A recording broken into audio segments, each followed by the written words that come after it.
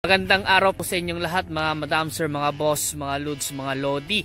So, andito naman po kami ngayon sa bayan po ng Gimba at medyo matagal po kaming hindi nakapag-vlog o nakapag-listing po ng property ngayon.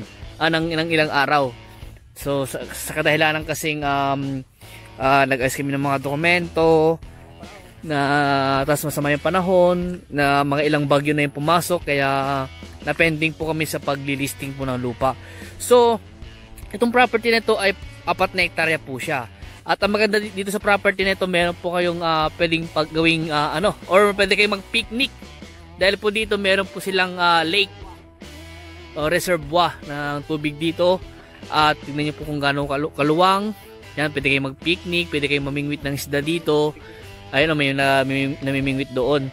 At maganda yung view dito. Tapos ang maganda dito, tapat lang ng property na binibenta. So yan na po yung property. Mango farm po siya na may rice farm, mayroon pong bahay, may bodega at mayroon po itong 50 po na puno ng mangga. So ito na po yung gate po niya, nakaalong cemented road po, corner lot pa po siya, meron daan din dito. So pwede kang maggawa ng gate mo just side na yan at dito rin. So may gate na rito, ayan. So kung nakikita niyo po, meron po nakalagay na bank owned property, pero yun po ay nabili na po nung nagmamay-ari po ngayon, nagpapabenta po ngayon. So nabili po niya at may naglapit po sa amin na source po namin dito sa property na ito. At yun nga po, nakadirect po yung isang kasama namin sa mismong may-ari ng property na ito. At ito nga po, may power line at naka-cemented road. Ang frontage po niya, saan kanya boss yung ano niya? Yung pangalawa, yung pangatlo. Pangalawa, lagpas sa gitna na lagpas ng poste doon. Dito, frontage na 100. Mga 100 lang dito sa corner lot niya. Tapos pasukin natin tong property nito. Sa ngayon po kasi ay nakalock at hindi po nasabihan niya to yung yung kapatid para buksan sana itong gate. So pag may buyer daw po, ayan po, utusan po niya yung kapatid niya para buksan yung gate. So sabi naman po ng may-ari, katapos namin kausapin kanina, ay dadaan muna kami dito sa part na ito.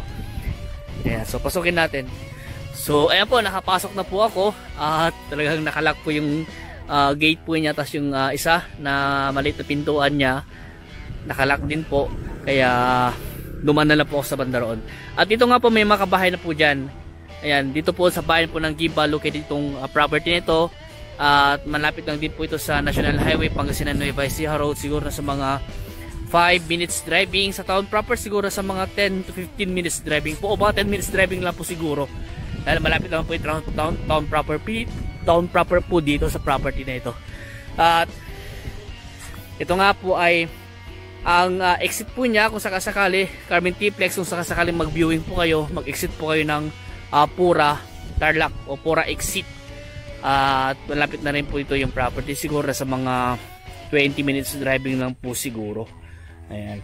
At itong property nga po ay nabakuran na po yung kabuuan yata, nabakuran na, sabi ng aming kasama si Boss Chris. Siya po yung nakadirect mismo dito sa may-ari na to. So wala pong caretaker po itong property na ito. At ito nga po, may mga bahay po dito sa bunga, may mga bahay. Ayan, kitang-kita nyo naman po kung ano itong property nito. Maganda po siya, yun nga lang po ay hindi po wala pong nagme-maintain. Ayan, medyo madamo na po siya. At meron daw po itong 50 po na puno ng mangga. Ayan, taas ang presyo niya. Magkano yung presyo? Magkano yung presyo? 400? 400 po per square meter daw po. At ang area po ng property nito ay 4 hectare. Tama ba? 4 hectare? Guys? 4 na hektarya.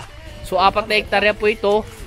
Maganda po itong property, sabi ng kasama ko, dahil ako po ay kasi on the spot na po ako nag-vlog, hindi ko na po siya nilibot pa. So nag-start na ako mag-vlog kanina sa labas sa may daan. At ito nga po yung unang bahay, kaso nga lang hindi natin makapasok yung loob, no? Hindi na. Tignan nyo kung try nyo at buksan kung kaya natin pasukin yung loob. At ito nga po yung pangalawang bahay. Ito, dirty kitchen. Luwang Ayan. So, dirty kitchen nga. Ito yung dirty kitchen po nila. Ayan po yung lutuan, lababo. At ang source of water po dito may nakita kong PVC pipe papunta sa labas o sa may ano po, sa may kalsada. Siguro nakanawasan na po ito, baka naputulan lang, or pwede naman po siguro ang source of water po nila dito ay yung deep well. So dito po ay itong ano part na ito, siguro bodega ito or sala, pwedeng ganun po. Ayan nga, nasira na lang yung ano yung yero po niya. So i-renovate na lang po ito. At ito nga po yung ano ng kuryente po nila. Yung kuryente po meron na yata, baka naputulan lang siguro. Ayan po. Kasi andun yung power line eh. Tapos ano ito, siguro kulungan yata to or ano, tambayan. Ayan. Yung pathway. So, ito, nawasa yung source of water nila. O, ayun. Meron silang andito, meron silang linya na nawasa. Tapos meron silang deep well, wala nga lang ano. Tapos, tignan natin yung unang bahay. Ayun po. Bukas boss, bukas. So ito magagamit kayo kasama? Hindi. Bugot-bugot lang. So dito sa unang ano po niya, nilak nyo naman. Ayan, may CR po dito. Ayan, CR boss, pakibukas yung ano. It's south. It's south. So ba't mo kasi nilak? Ayan, di na mabuksan tuloy. Ganun. Ayan. So ito po yung CR. Ayan. May CR pa sa loob. Ayan po yung CR. Wala nga lang pong ilaw. Tapos, tara po dito sa loob. Tingnan natin. Yung pinaka-breaker. Ang breaker niya. Ganun din, may breaker din sa kabila eh. Pinaka-breaker po niya. Nakasiper sila ang breaker nila. Oh, ito yung sala. Siguro to sala. Kwarto na to? Kwarto. Akala ko sala. Kwarto na pala to. Tapos, meron ding CR. Eh, dito sa part na ito may CR. Ayan. Naka-tiles na din. Naka-tiles na, nakabubida. Ayan, nakabubida po siya. Renovate na lang to. O, pipinturan lang to eh.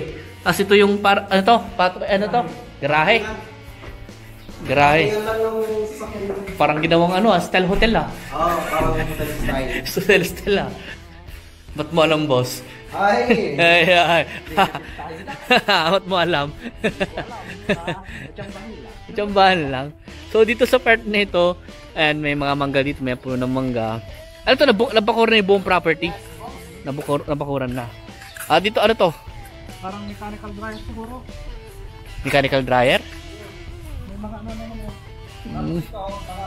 Kulungan ng baboy doon. Kulungan ng baboy? Oo, ito. Ito, kulungan ng baboy. Ito, di na alam kung ano ito. O baka naman, ano to? Pinaglulutuan nila. May ano doon, may parang may pugon. Hindi, lechonan to. Lechonan? Oo, lechonan. Oo. No. Sa lechonan, no? Oo, lechonan yan. So, pwede kang mag-lechon ng baboy dyan. Ayan. Unang bahay. Tapos, pangalawang bahay. Tapos, ito yung pangatlong bahay. Hindi natapos. Pasukin natin para makita nyo po. So, yung kanyang ano po, kahoy, yero, long span. Atas ito po. CR siguro to, no? CR yan. O CR, kaso nga lang wala siyang bowl o ano po. Hindi pa tapos. So, ito po yung kanyang sala. Grabe, ang dawang ng sala niya. Tapos yung CR niya sa labas, yung ano niya, pintuan niya. Tapos dito sa loob. So, hindi lang po natapos. Iayusin na lang. Pero yung mga ng kuryente na nila na install na nila. So lalagyan na lang ng ano yan. Tapos yung mga PVC niya nasira. Ayan. So maganda itong property ito. Ilang area nito? 4 na hektarya. 4 na hektarya, tapos yung presyo niya 400 per square meter. Tapos ongoing na, on process na yung kanyang pagpa-transfer ng title. So may fish pan doon. Dalawa, wala nga lang naman na tubig. So ito yung kanyang bukid naman. Dito sa bandang likod.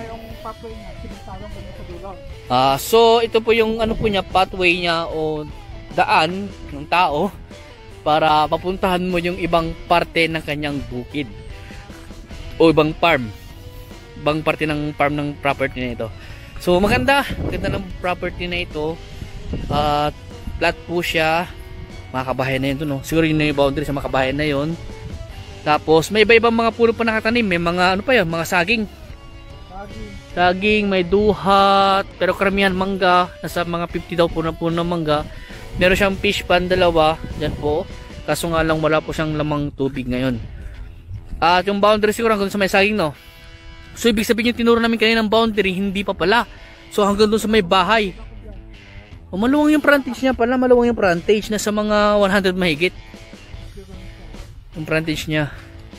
So dito, ang ganda oh. Tapos kung nakikita nyo po doon, highway na po yung part na yan. At ayun, tignan nyo po, nakabakod na po siya. Concrete post, naka-bob wire, naka-hog wire po siya. Kaya secured na po na pasukin ng mga hayop itong mga paninan nyo kung sakasakali po. At naka-secured na yung kanyang perimeter. At least alam nyo po yung boundary. At bawal sila nagbawod siguro, nagpa-resurvey po sila para alam yung eksaktong boundary ng property nito. So, may mga puno rin po dito ng mangga, may mga maliliit pa, may mga malalaki na rin po. Dito po yung mga part na malalaki. Puno ng chiko. Tapos, ayun, mga saging yung mga fish pan pa yun, oh. Baka fish pan pa yun. Hindi nakasali yun. Andun yung bakod eh. Saan? Ayun, sa may puno ng itiliti. Ay, gano'n yung bakod. Gumanon siya. Gumanon siya. Sige, sige. 4 na hektarya. Tapos gumanon siya. Okay. So maganda.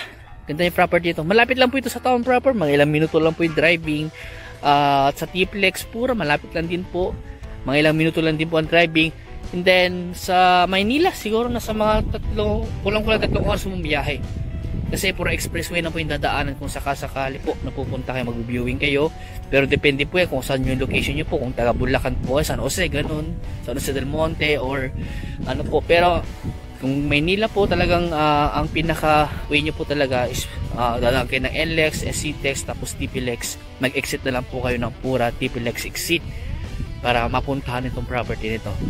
At ang maganda po dito ay wala po tayong dadaan ng rough road, lahat po ay sementado. Pero may mga part na lubak lang. Pero kaya naman pati kotse po. Kahit kotse po makakapunta po dito. Ayan.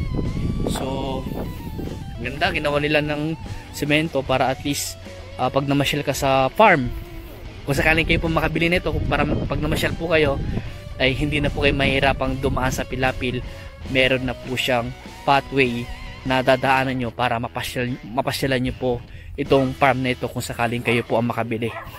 So ang ganyan po yung boundary. Sa may bahod po na yan, meron pong ano po dyan, bahod na. At may bahay na rin po dito. Ayan. So maganda. Maganda yung property na ito. Sa ngayon po ay naanihan na nila. So pwede ka mag second crop dito kung meron po kayong deep well.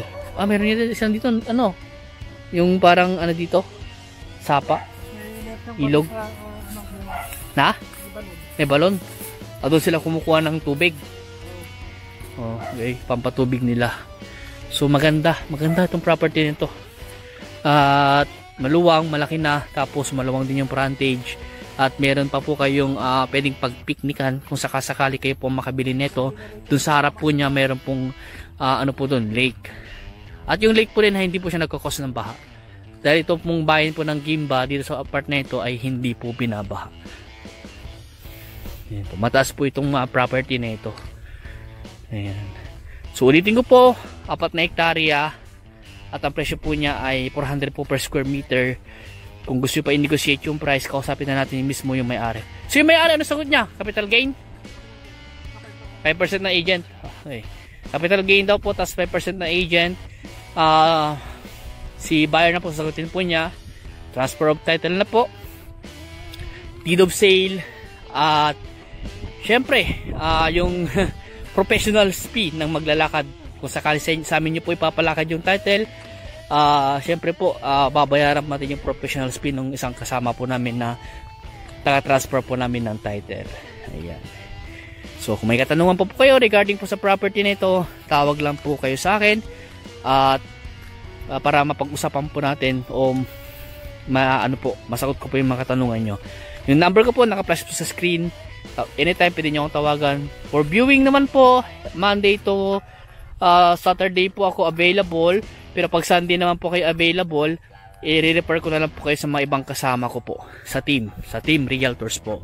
Ayan, so panoorin nyo po yung kanyang drone picture po, dahil picture lang po yung makukuha namin, dahil na-stack up po yung gimbal po naming drone, kaya picture po muna na i-slideshow ko po. Ayan. So hanggang dito po muna, at maraming salamat po sa inyo lahat, at God bless po.